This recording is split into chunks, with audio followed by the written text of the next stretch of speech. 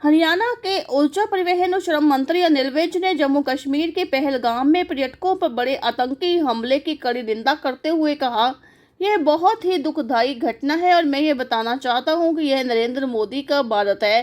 कहाँ होगा, कब होगा, कैसे होगा, ये तो मैं भी नहीं जानता, लेकिन एक बात जानता हूं, इनको ऐसा करारा जवाब दिया जाएगा कि इस प्रकार कभी ये दोबारा दुस्साहस नहीं कर सकेंगे और ना ही इनको भेजने वाले ये सोच सकेंगे।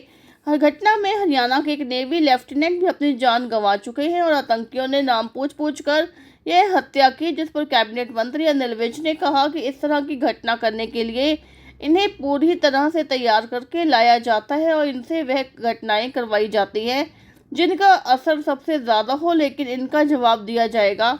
वहीं कांग्रेस नेता राहुल गांधी ने इस घटना को लेकर एक बयान दिया, जिसमें उन्होंने कहा कि सरकार खोखले दावे करने की बजाय इन पर कार्रवाई करे, जिस पर कैबिनेट मंत्री अनिल विज ने कहा कि राहुल गांधी देश की परंपराओं से वाकिफ नहीं है। जब इस प्रकार की कोई घटना होती है या बाहरी हमला होता है तो सभी राजनेताओं को मतभेद भुलाकर एक साथ सरकार के साथ खड़ा होना चाहिए, ना कि इस प्रकार के बयान देने चाहिए। मंत्री अनिल विज ने कहा कि हम लड़ेंगे और सब मिलकर लड़ेंगे, तभी इनसे छुटकारा मिलेगा। देखिए, बहुत दुखदाई घटना है, पर मैं ये बताना चाहता हूँ कि ये अब नरेंद्र मोदी का भारत है। कहाँ होगा, कब होगा, कैसे होगा, ये तो मैं नहीं जानता, लेकिन एक बात जानता हूँ कि इनको ऐसा करारा जवाब दिया जाएगा कि ना तो ये कभी इस प्रकार का करने का साहस कर सकेंगे, ना इनको भेजने वाले कभी इसके बारे में सोच भी सकेंगे। राहुल गांधी जी देश की परंपराओं से वाकिफ नहीं है।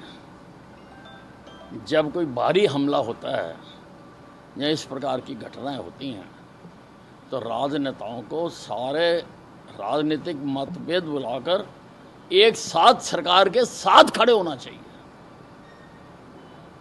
ना कि उन पर इस प्रकार के प्रहार करने चाहिए।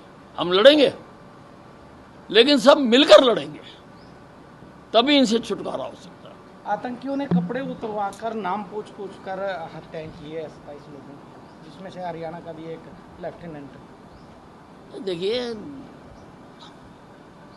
ये पूरी तरह से तैयार करके लाए जाते हैं और इनसे वो घटनाएं करवाई जाती हैं जिनका असर सबसे ज़्यादा हो, लेकिन इनको जवाब दिया जाए।